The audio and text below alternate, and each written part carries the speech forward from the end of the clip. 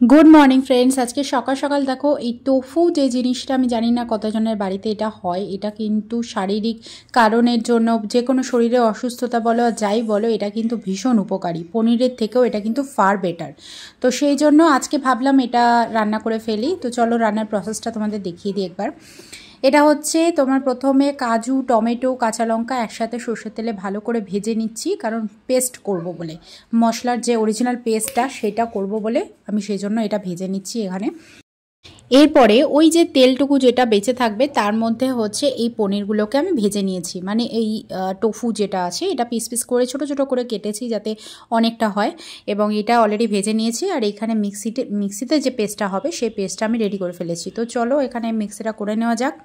আর এখানে আছে কিছু ফ্রোজেন গ্রিন পিস, আগে থেকে কিনে রেখেছিলাম, যদিও এখন বাজারে গ্রিন পিস পাওয়াই যাচ্ছে, কিন্তু এটা আমার অনেক দিন ধরে রাখা আছে। তো সেই জন্য ভাবলাম এইটা করে ফেলি, আজকে মটর পনির হিসাবে ধরা হবে।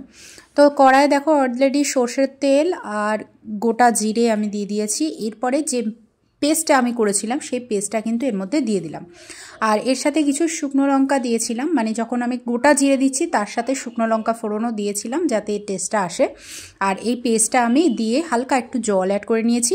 এরপরে এর মধ্যে ধনে গুঁড়ো, জিরে গুঁড়ো, কাশ্মীরি লঙ্কার গুঁড়ো আর একটু হলুদ, নুন আর সামান্য একটু মিষ্টি আমি এর মধ্যে অ্যাড করে নিয়েছি, যাতে আস্তে আস্তে পেস্টটা একটু ঘনত্বটা বাড়ে, যার ফলে আমি সেই গ্রিন পিসগুলো তার মধ্যে দিতে পারি। তো চলো এখানে সেই পেস্টটা অলরেডি একটু আস্তে আস্তে দেখো টাইট হচ্ছে, ঘনত্বটা একটুখানি বাড়ছে।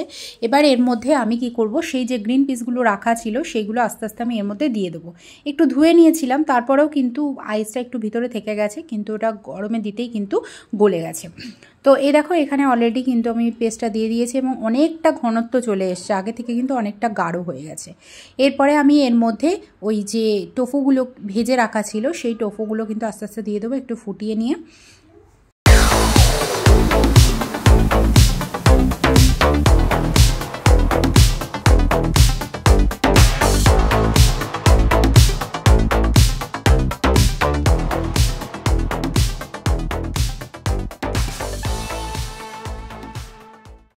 এরপরে দেখো এটা অনেকটাই গাঢ় হয়ে গেছে, ভিডিওতে কতটা আসছে জানি না, এটা অনেকটাই গাঢ় হয়ে গেছে। লাস্টে এর মধ্যে একটু কাসুরি মেথি অ্যাড করে দিয়েছিলাম আর সামান্য একটু ঘি দিয়েছিলাম। ঘিটা আমি শ্যুট করতে পারিনি, ঘিটা আগে দিয়ে ফেলেছিলাম, তো সেই জন্য কাসুরি মেথিটা আমি ভিডিওতে দেখালাম। আর এর সাথে ঘি অ্যাড করতে পারো, চাইলে তোমরা বাটার অ্যাড করতে পারো, আর হালকা একটু মিল্ক ক্রিম যদি থাকে, যদি বাড়িতে মিল্ক ক্রিম না থাকে সেক্ষেত্রে তোমরা দুধও একটু অ্যাড করে দিতে পারো, এতে কিন্তু টেস্টটা এনহ্যান্স করে। তো এর মধ্যে দিয়ে এই যে ফাইনালি লাস্টলি আমার রেডি কিন্তু মটর পনির, মানে যেটাকে বলা হয় tofu paneer with green piece, সেটা কিন্তু আমার অলরেডি রেডি। তো কেমন লাগলো এটা অবশ্যই শেয়ার করো, আর তোমরাও বাড়িতে বানিও।